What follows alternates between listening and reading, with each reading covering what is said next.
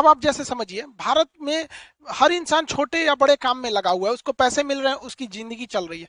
लेकिन कब उसको पैसे आने बंद हो जाएंगे या फिर उसका जॉब चला गया तो उसके पास कोई सिक्योरिटी नहीं है, सोशल सिक्योरिटी नहीं है, या फिर बुढ़ापे में बाल बच्चा भगा दिया, या फिर बुढ़ापे में काम नहीं बचा तो कहाँ जाएंगे। तो बुढ़ापा के लिए बड़ा सरदर्द हो जाता है। या कोरोना के काल में आप देखिए, जिनकी नौकरी चली गई, बिजनेस खत्म हो गया, उनके पास कुछ नहीं था, बहुत से लोग मतलब भूखे मर रहे थे लोग वहां पे, समाज ने कुछ दे दिया तो चलो, नहीं तो बहुत दिक्कत हो जाता। तो ऐसे कंडीशन में इन बेरोजगारों के लिए क्या था, तो उसी के लिए बनाया गया था पीएफ अकाउंट। ये एक तरह का गुल्लक होता है, जैसे हम लोग पैसा डाल देते हैं ना गुल्लक में, बचपन में आप लोग भी डाले होंगे, अगर हिंदी मीडियम वाले होंगे तब, सीबीएसई वालों का क्या ही पूछना, वो लोग गुल्लक भी रखता है लोग, तो जितना गुल्लक में पैसा नहीं रहता है ना सीबीएसई वालों का, उससे महंगा उनसों का गुल्लक रहता है। अलगे दुनिया का ऐसा। हम लोग का तो ये बचपन में हम लोग 1 रुपया खरीद के लाते थे, और घटता था ना तो उसमें से तनी तनी निकाल लेते थे, पूरा नहीं, फोड़ देंगे तो खत्म हो जाएगा। तो ऐसे ही एक गुल्लक सरकार ने बनाया है, जिस गुल्लक को कहते हैं प्रोविडेंट फंड। अब बार बार प्रोविडेंट फंड या भविष्य निधि तो कहेंगे नहीं, इसलिए इसे क्या कहते हैं, पीएफ कहते हैं, प्रोविडेंट फंड शॉर्टकट में। अब हम इस प्रोविडेंट फंड के बारे में डिटेल से समझते हैं, है क्या ये। प्रोविडेंट फंड एक तरह का खाता है जो आपके अकाउंट में ऑटोमेटिक काट के उस गुल्लक में रख दिया जाता है। पीएफ क्या है, एक अकाउंट है, जैसे आपका saving account, current account, recurring account इस सब होता है ना, उसी तरह पीएफ अकाउंट होता है। ये एक ऑटोमेटिकली काट दिया जाता है ताकि आपके सोशल सिक्योरिटी हो सके, बुढ़ापा में किया जा सके। ये लॉन्ग टाइम के लिए होता है, ये नहीं कि आज रखे 2 साल बाद निकाल दे। ये बुढ़ापा वगैरह के लिए होता है, 10 साल, 20 साल, 40 साल, इस तरह बुढ़ापा के लिए लॉन्ग टाइम, और एकदम सिक्योर मनी होता है। ये ना लूट सकता है ना कुछ, इसकी गारंटी सरकार लेती है, रिस्क फ्री होता है। जैसे शेयर मार्केट कैसे रिस्क वाला होता है, राजा बना देगा नहीं तो भिखारी बना देगा, उस तरह से होता है ये प्रोविडेंट फंड यानी पीएफ अकाउंट। अब ये पीएफ अकाउंट 2 टाइप का होता है। एक मतलब जो नौकरी करने वाले लोग हैं उनके लिए एम्प्लॉयड प्रोविडेंट फंड ईपीएफ, ई से एम्प्लॉयड, अब प्रोविडेंट फंड ईपीएफ हो गया।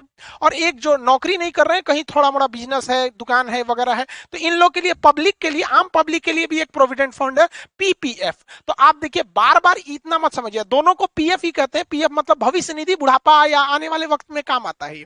बस ये नौकरी करने वालों के लिए ईपीएफ होता है, और जो नौकरी वगैरह नहीं कर रहे हैं, छोटे मोटे दुकान है, बिजनेस व्यापार कर रहे हैं, उनको लिए पीपीएफ होता है। दोनों एक प्रकार है किसका, पीएफ अकाउंट का, इसलिए अमूमन दोनों को लोग पीएफ ही कहते हैं। हालांकि हम दोनों में अंतर बताएंगे कभी, लेकिन बीच बीच में हम पीएफ बोलेंगे तो आप समझिएगा। चलिए हम दोनों में अंतर समझ जाते हैं। ये है आपका ईपीएफ।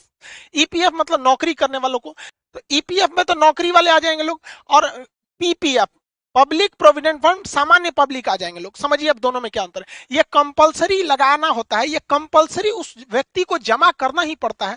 ये कंपनी की जिम्मेदारी होती है, जिस कंपनी में 20 से ज्यादा कर्मचारियों को वेतन मिल रहा होता है। ठीक है, 20 से ज्यादा। अब जैसे मेरे पास अगर 16 कर्मचारी है तो हम पीएफ उनका नहीं खुलवाएंगे, लेकिन जिस कंपनी में, चाहे वो सरकारी हो चाहे वो प्राइवेट हो, तो उसमें क्या करती है कंपनी की जिम्मेदारी रहती है कि उस बंदे का एक गुल्लक यानी खाता खुलवा दे, उसे कहेंगे पीएफ अकाउंट करें। ये कितना दिया जाता है वर्कर्स को, मतलब 12%। जैसे उसकी जितनी सैलरी देनी है ना, तो कंपनी क्या कहती है, उसको फुल सैलरी नहीं देगी, उसमें से 12% क्या करेगी, भैया तुम पीएफ में भर दो, और जब तुम रिटायर होगे या नौकरी छोड़ के जाओगे तो हम ये खाता तुमको दे देंगे, ताकि फ्यूचर में यही पैसा रिटायरमेंट के टाइम पे मिलता है। तो लोगों को लगता है सरकारी में रिटायरमेंट में दुकान मिलता है, भैया वो हर महीने काट काट के रखा है, रिटायर होइएगा तो एक के बार दे देता है। समझ में आ गया। ये नौकरी करने वालों को, ऐसा नहीं कि केवल सरकारी। जैसे आप जियो में काम करिएगा, टाटा में काम कीजिएगा, उसमें 20 से ज्यादा कर्मचारी होते हैं, तो उसमें आपका भी पीएफ अकाउंट खुलेगा। और आप इंप्लॉय हैं तो आपके पीएफ अकाउंट के पहले क्या लगा दिया जाएगा, जैसे आप पीएफ तो प्रोविडेंट फंड हो गया, इंप्लॉय है तो ईपीएफ हो जाएगा। लेकिन अगर वही आप आम पब्लिक है, सब्जी है, चाय की दुकान है, तो आप एक आम पब्लिक है, तो आपके प्रोविडेंट फंड यानी पीएफ अकाउंट के आगे पब्लिक लगा दीजिएगा, पब्लिक प्रोविडेंट फंड होगा। ये क्या है, ये ऑप्शनल है, कोई भी खुलवा सकता है। इसके लिए बस उसको चाहिए, इंडिविजुअल व्यक्ति कोई खुलवा सकता है जिसके पास इनकम है। बस शर्त यह है कि वो भारत में रह रहा होना चाहिए। अगर भारत के ही अमेरिका में रह रहे हैं, काम करने आ रहे हैं, या जो सऊदी में काम करते हैं, वो लोग नहीं खुलवा सकते इसमें। यहाँ समझ में गया। अब बात आती है ये गोलकवा रहता कहाँ है, कहाँ गुल्लक रहता है। तो आम पब्लिक को कहा जाता है कि आम पब्लिक का जो पीपीएफ अकाउंट होता है, पीपीएफ, वो कहा जाता है कि आप या तो बैंक में खुलवा लीजिए या तो फिर आप पोस्ट ऑफिस में खुलवा लीजिए, आपके लिए कोई रोक टोक नहीं है, आप कहीं पे खुलवा सकते हैं। लेकिन जो कर्मचारी होते हैं, इंप्लॉय होते हैं, उनके लिए एक अलग बैंक है, वो उसको दुनिया के किसी आदमी से मतलब नहीं है, उसका काम है गुल्लक रखना, उसका नाम है ईपीएफओ। ई से हो गया तो ईपीएफ तो है ही है, ओ लगा दीजिए, EP, employed provident fund organisation. EPFO EPFO एक ऑर्गेनाइजेशन है जिसका काम है, जो सरकारी या प्राइवेट कंपनी में जो जो काम करता है उसका पैसा अपने पास रखता है और कहता है हम रिटायरमेंट के टाइम देंगे। हम क्या देंगे रिटायरमेंट के टाइम, और जितना दिए है ना उसमें से और बढ़ा के देंगे। समझ में आ गया कि नहीं आ गया? तो बस अंतर यही होता है कि जो इंप्लॉय लोगों का अकाउंट खुलता है वो ईपीएफओ के अंडर में खुलता है, और जो पब्लिक आम पब्लिक के लिए पीपीएफ खुलता है वो बैंक और पोस्ट ऑफिस में खुलता है। अब इसके लिए जिम्मेदार है श्रम मंत्रालय, उसके लिए श्रम मंत्रालय जिम्मेदार है, और इसके लिए बैंकिंग सिस्टम जिम्मेदार यानी आरबीआई है। ये 12% आपकी सैलरी से काट लिया जाता है। इसमें आपको तो सैलरी मिल ही नहीं रही है तो 12% काटेगा क्या? अब आपका मन, आप हर महीने या हर साल आप 500 रुपया जमा कर दीजिए, या 500 से 1.5 लाख रुपया जमा कर सकते हैं। अब कोई सब्जी वाला है, अब वो सोचता है कि हम 1 रुपया कर, मान के चलिए 2-2 रुपया के हिसाब से सोच रहा है, साल भर में उसका भी लगभग 700 रुपया हो जाएगा। उस हिसाब से वो साल भर में 500 से लेके 1.5 लाख रुपया तक जमा कर सकता है। बशर्ते अंतर क्या है, इसे पोस्ट ऑफिस या बैंक में जाके जमा करना पड़ेगा। और इंप्लॉय प्रोविडेंट फंड में क्या होता है, उसकी सैलरी से कंपनी खुद ही काट लेती है और कहती है कि देख तुम्हारा 1 लाख, मान के चलो तुम्हारा 50,000 सैलरी है, तो 12% हम तुम्हारे में से डाल दिए किसमें, तुम्हारे ईपीएफओ के अकाउंट में, ईपीएफओ के अकाउंट में। समझ में आ गया कि नहीं आ गया? किसी को दिक्कत? इसमें जो ब्याज मिलता है वो 8 से 9% ब्याज मिलता है, यानी जितना पैसा जमा किए जब आपको सरकार लौटाएगी, ईपीएफओ लौटाएगी तो 8 से 9% ब्याज देगी। जबकि इसमें जो आम पब्लिक के लिए है, तो आम पब्लिक के लिए देख रहे हैं फिक्स भी नहीं है, कोई 500 दे रहा है, कोई 1.5 लाख दे रहा है, तो इसमें थोड़ा ब्याज कम मिलता है, उससे 1% कम। इसमें 7 से 8% ब्याज मिलता है, जबकि इसमें 8 से 9% ब्याज मिलता है। यानी ब्याज के हिसाब से देखिएगा तो इन दोनों के हिसाब से ये थोड़ा सा अच्छा ब्याज दे देता है, 1% ज्यादा दे देता है। और इन ब्याज की जो तुलना होती है प्रत्येक तिमाही होती है, हर 3 महीना पे ब्याज दर बढ़ाया घटाया जा सकता है। सरकार अगर ब्याज बढ़ा देती है तो आपको फायदा है, सरकार घटा देती है तो आपको घाटा हो जाता है। अगर सरकार कह दे कि हम 10% ब्याज देंगे तो आप ही के पैसों पे ज्यादा ब्याज मिल जाता है। उसके बाद देखिए ये कब कंप्लीट होता है, तो ये इंप्लॉय लोगों के लिए है। ये वाला प्रोविडेंट फंड जो है भविष्य निधि इंप्लॉय के लिए है, तो कहा जाता है इसकी मैच्योरिटी यानी ये कब पूरा होगा, जब आप रिटायर यानी सेवानिवृत्त होंगे तब। अब ये तो बिजनेसमैन या छोटे मोटे व्यापारी के लिए था, ये लोग तो रिटायर होते नहीं है बेचारे, तो इनको कहा गया है देखिए आपका टोटल पैसा जो है वो 15 साल बाद लौटाया जाएगा। तो आप कहेंगे काहे लौटा रहा है, तो सुनिए ध्यान से, आपका हर महीने जो 12% ईपीएफ के रूप में यानी पीएफ अकाउंट में कट रहा था, वो जब आप रिटायर होंगे ना तो उसमें 9%, 8 से 9% ब्याज जोड़ के वही आपको दे दिया जाएगा।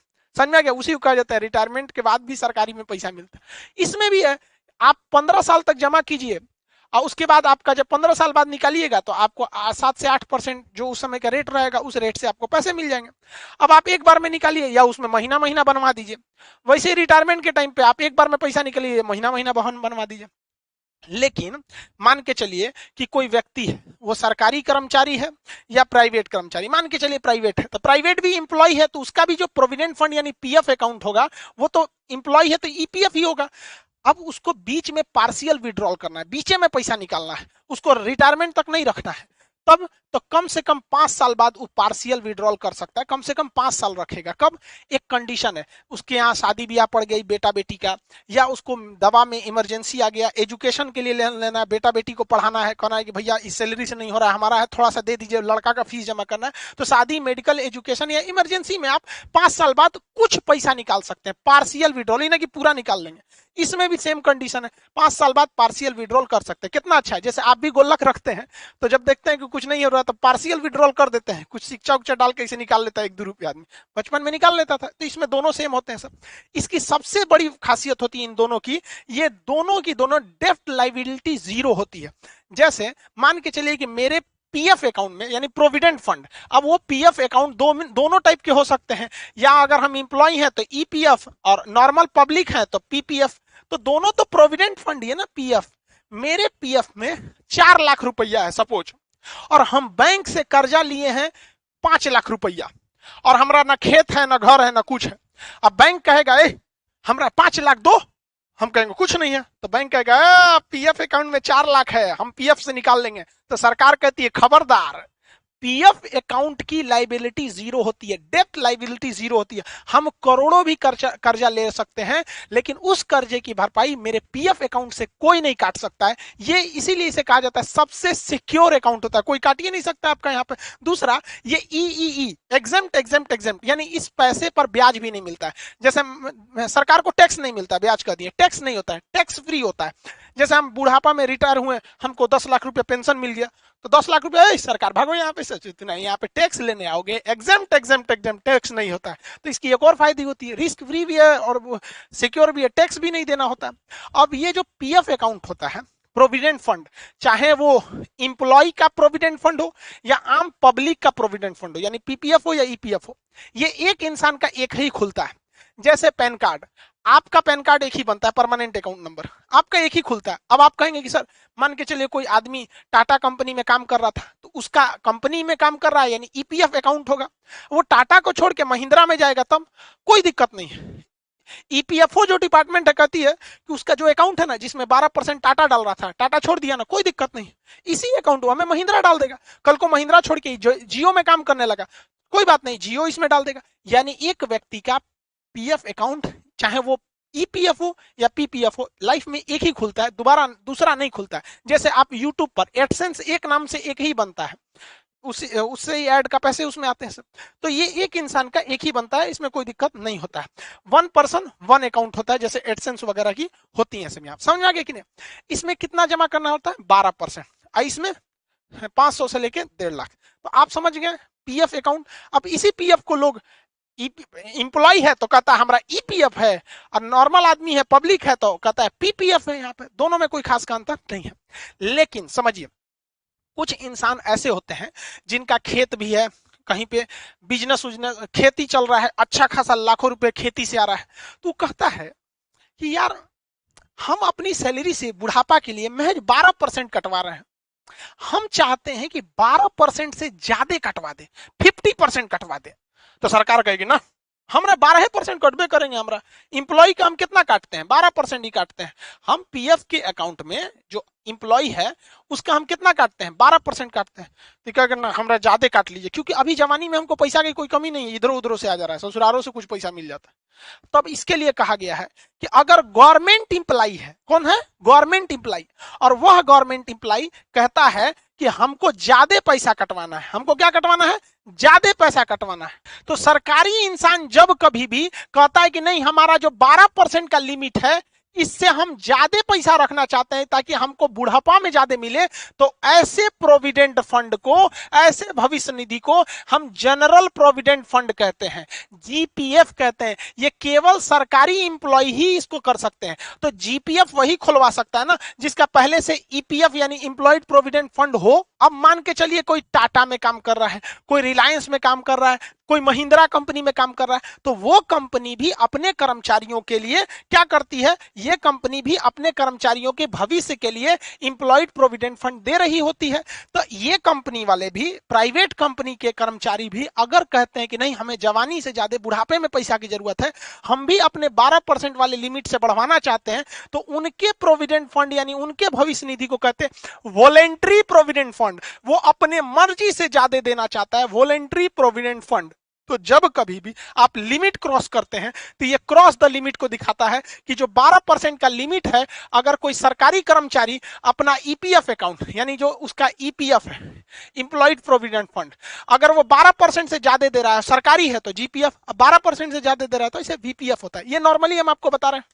ईपीएफ में मैक्सिमम जो होता है 9% मिलता है, जबकि आम पब्लिक के लिए पीपीएफ में 8% मिलता है। उस हिसाब से तो इंप्लॉयड वाला थोड़ा सा ठीक ठाक है। लेकिन इन दोनों से अच्छा एक भविष्य निधि है, रिटायरमेंट के लिए स्पेशल प्रोग्राम है, उसका नाम है एनपीएस, नेशनल पेंशन स्कीम। ये पेंशन के लिए ही बना ही है। अब अगर आप ध्यान से देखेंगे तो ईपीएफ जो है इंप्लॉयड के लिए 1952 से बना हुआ है, और जो आम पब्लिक के लिए बनाया गया है 1968 में। यानी पीपीएफ जो आया था, ये आम पब्लिक के लिए प्रोविडेंट फंड, वो 1968 में आया था, और इंप्लॉयड के लिए 1952 में आया था।